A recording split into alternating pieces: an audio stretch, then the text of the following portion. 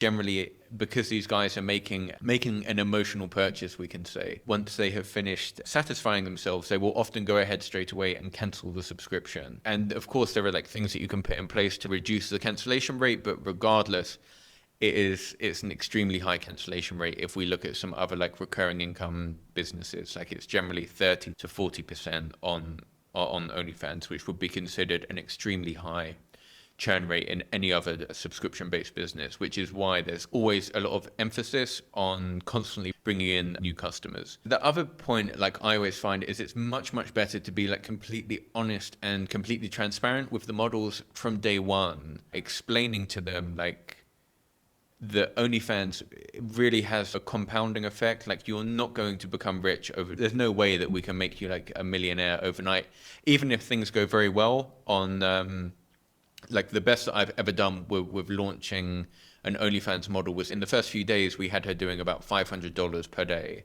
But that was actually like a one-off case. She did about 15K in her first month, but that was an anomaly. Generally, like in the setup process, we're expecting the girls to do about $100 to $200 per day. Towards the end of the first month, they should be approaching about $200 per day in income. But then you have the subscriptions from last month, plus you've already started to build up like the social proof on the profile. You've built up the audience a little bit.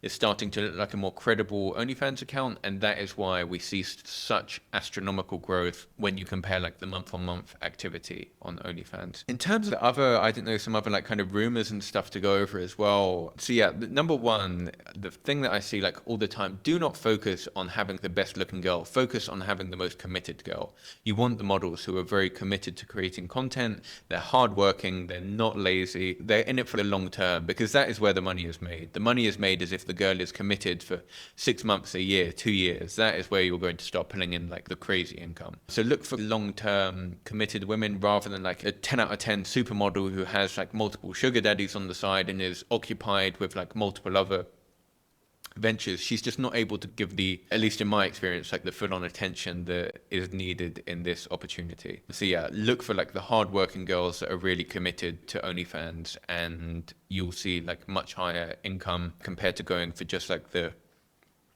best looking girls who aren't responsive and are always busy. Of course, if you can find like a beautiful model who is like fully committed to OnlyFans, absolutely go for it. But it's going to be quite hard to find. But often I see guys like turning away opportunities that they definitely shouldn't be. There's a misunderstanding, a misconception about who is going to be like the best performing type of model. The other like real misconception that I see like all the time is guys worrying about girls like running off with the money.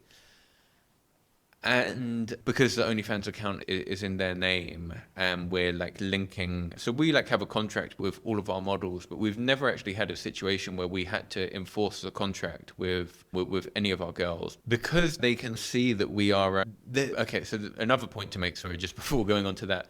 Generally, I only try to work with girls who have attempted OnlyFans themselves. They weren't successful at it. Maybe they brought in a couple of $1,000, but generally I try to work with creators who have tried OnlyFans themselves and they didn't quite get the results that they want, and then they come to me asking, can you help me to grow on OnlyFans?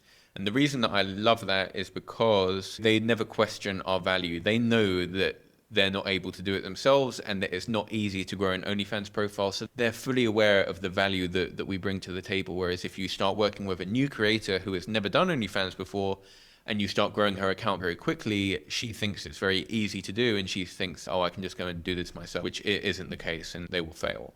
But of course, it's quite hard to communicate that to the girls. So when you're working with creators that have tried OnlyFans themselves before, your value is never up for question, which is like a real positive for me anyway. So nowadays I only work with creators who have tried OnlyFans themselves before.